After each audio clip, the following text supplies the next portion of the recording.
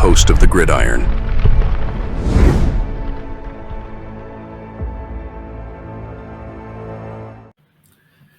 Oh my God. Well, I think it seems like Eluemunor kind of mentioned that he's playing. Thank God. Because if not, if Eluemunor can't play, then you'll notice how I spell Watt, though. Right? Not W-H-A-T, it's W-A-T-T, the player on the Steelers. So, I mean, but I don't. Do we really want to say? I mean, after last week's debacle against the Eagles, they had 11 sacks in 5 games. Somehow we made them look better than the 2000 Ravens. I don't know how to. We gave up 7 sacks in 1 game. So that was with the Zudu there. Now, could you imagine going up against the front? Now, the Steelers don't have a lot of, but they don't necessarily maybe blitz a lot. They don't have a lot of sacks. Watt leads, I think, has 4.5. I think Cameron Hayward has 3. I mean, they don't have a ton of sacks, right? But there's a very good solid. We're gonna go over some of their defensive stats and all that and everything. But very good, well coached, team. They really do a very, very good job. But I mean, against Watt only's got only. I mean, still you figure they played 7 games so far. So you figure if he gets say half the sack, right? That means in 8 games, halfway through the season, I'll have 5 sacks. I mean, just double that. I'll have close to have double digits in sacks, pretty much once again, right? But I mean, could you imagine if we had to put Neal over there and Eluemunor? Zudu. Whew. Oh my God! Wow, because they're going to have a hard enough time with Cameron Hayward in the middle. I mean, that guy's just he's what a beast that guy is. Phenomenal, absolutely phenomenal. But I'll tell you what, if we got to put Neal in there, and Coach Daboll did not have in this article here. Daboll gives an ominous warning about Evan Neal versus the Steelers. This is if he goes in there, but we're gonna go over something in just a moment here. It seems like Eluemunor has a good chance of playing. So Brian Daboll is under no illusions about what Evan Neal is in for if the New York Giants draft flop has to start against the Pittsburgh Steelers and former NFL Player of the Year T.J. Watt in Week 8. Neal has been on the bench this season. I mean, he hasn't realized. I mean, I keep looking and all. I mean, do you realize? I mean, I don't even think he's even had a snap this season. Can you? I mean, pick number 7. I mean, you don't even want the guy on the field. I mean, like field goal block. I mean, field goal kicking. I mean, block anything. I mean, you don't want the guy running out. Maybe after somebody kicks a kick on, he can run on the field. Maybe grab the team, run off something, anything. Be a water boy, run out on the field. Hey guys, want some more something, anything? You know what? Pick number 7 to go on the field. What? Oh my God! And the other thing, it's kind of making me scratch my head is that are we? Well, I don't know. I mean, I don't know. Are we going to think about maybe slide him in to maybe the inside position as a guard or something like that? Or no. We're going to keep him a tackle. No, if he sucks, well, we'll just cut him. Are we going to try him inside? I mean, I hope we don't do the Eric Flower kind of thing. Well, they kind of asked Eric Flowers to move in. I think he said no, right? But that actually wound up being his best position as a guard,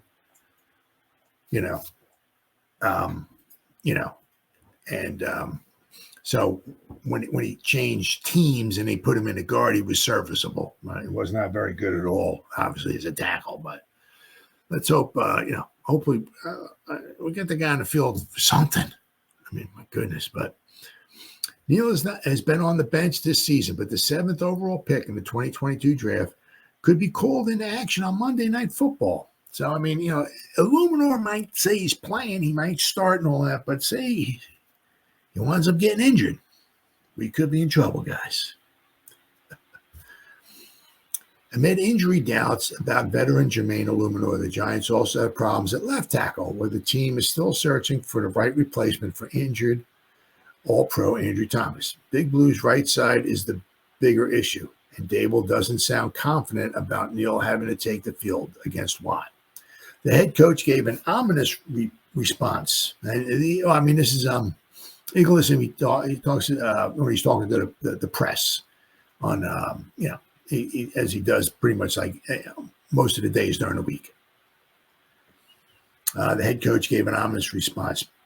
Well, he has a significant challenge ahead of him, Daboll said, with Steelers linebacker, edge rusher, whatever you want to call him, T.J. Watt, lining up over there. He's done everything he can do to be as prepared as he can be, and he has to go out there and do it.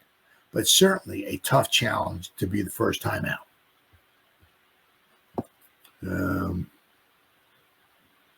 Neal entering the fray would be a precursor to doom for the Giants.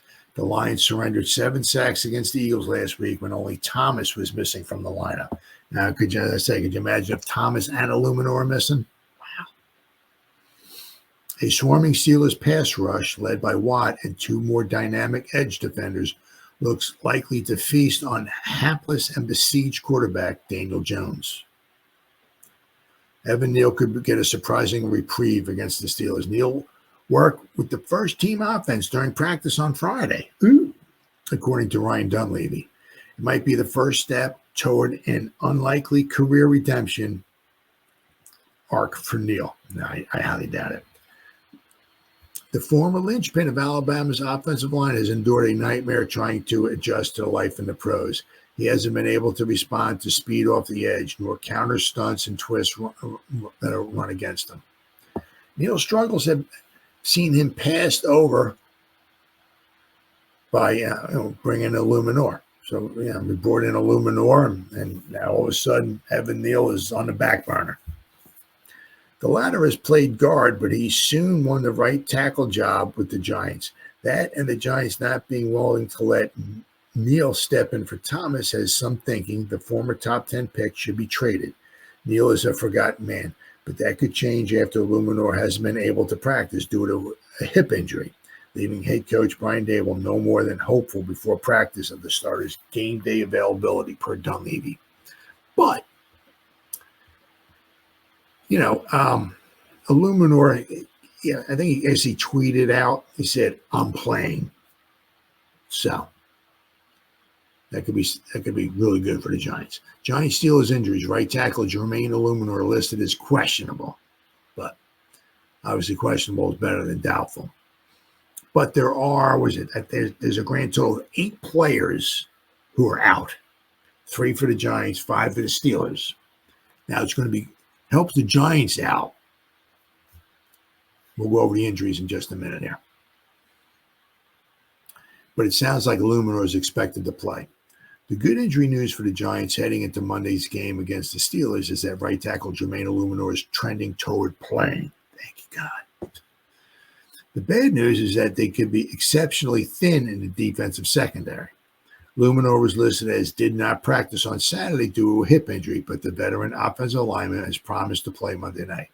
I think he'll be okay, head coach Brian Daboll said Saturday, but I can't guarantee it. I mean, hey, just say something. Okay, he's going to play. He's going to start. Okay, great, but that doesn't mean that something won't happen or something else might pop up.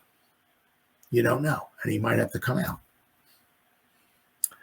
I'd say the Giants are already using Joshua Zudu, a left tackle, in place of Andrew Thomas, who's out for the season after foot surgery. If Eluemunor can't play, Evan Neal will get his first snaps of the season at right tackle. Oh, my goodness. Eluemunor took to social media Saturday night with a simple message: "I'm playing." So, Several Giants cornerbacks are dealing with injuries. Shockingly, Adoree Jackson's still injured and will miss a second straight game with a neck issue. Starting outside cornerback Cordell Flott, and that guy's always hurt.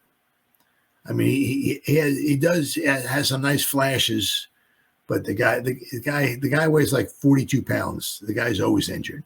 I mean, we need to get somebody to either take his place or back him up or whatever like that. We need somebody because he's not reliable. He was limited in practice participant on Saturday and is doubtful. Trey Hawkins is questionable with an ankle injury. Giants have two cornerbacks, Art Green and Greg Stroman, on their practice squad. It won't be a surprise to see one elevated for Monday night.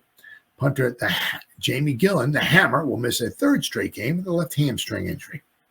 Special teamer Ty Summers will be sidelined due to an ankle injury suffered against the Eagles. Another bit of good news is that edge defender Brian Burns, who hobbled through last week's game with a groin injury, does not have an injury designation. That means he will play. Burns has also been dealing with an Achilles injury.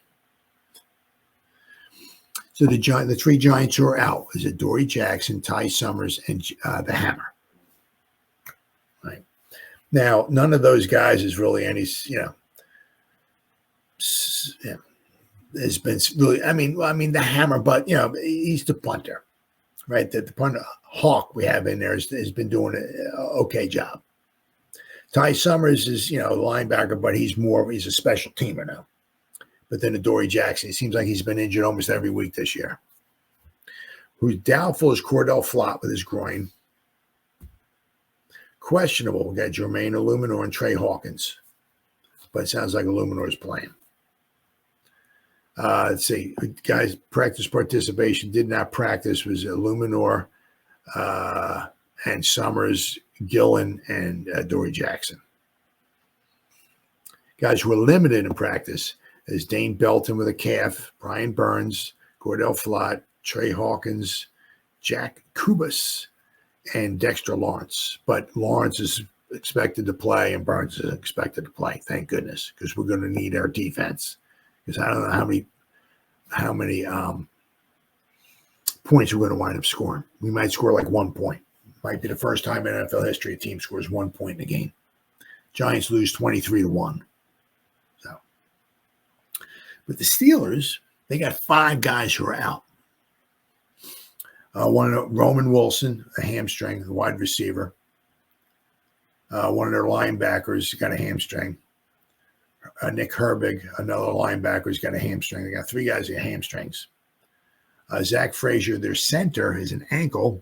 And offensive tackle Dylan Cook is out with a foot. But Frazier, their center, so they're going to have a backup center in there going up against the sexy one. So advantage Giants there. They're probably going to have to try to double team sexy as much as humanly possible, especially if they got a backup center in there. So they don't double team sexy.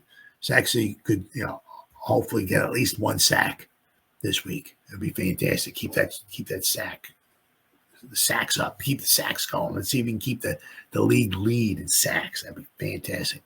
And doubtful though is Cordarrelle Patterson, right? Their running back and kick returner. I mean, guy can pretty much do everything over his career. You guys done a lot.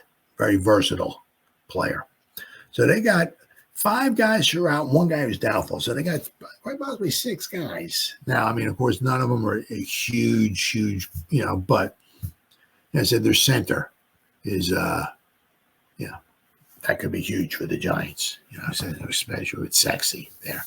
But so the Giants got a couple guys out. I mean, we got 3 guys are out, but then you also couple that up with the fact that, Graham Ganoche, obviously he's still out. Kayvon, he's still out. Thomas, he's gone for the season. So, but then again, once again, it's football. Injuries happen to every team. It is what it is. The Giants, for the most part, they'll be, I'll have a couple guys maybe missing in the secondary. And our offensive line. So, I mean, with any luck, it might just be a Zudu. Okay.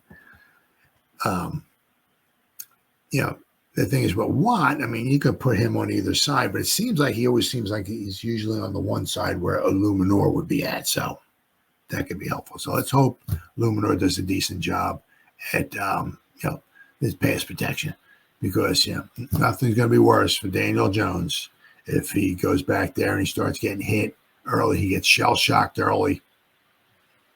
Could be in for a long, long night. Long night.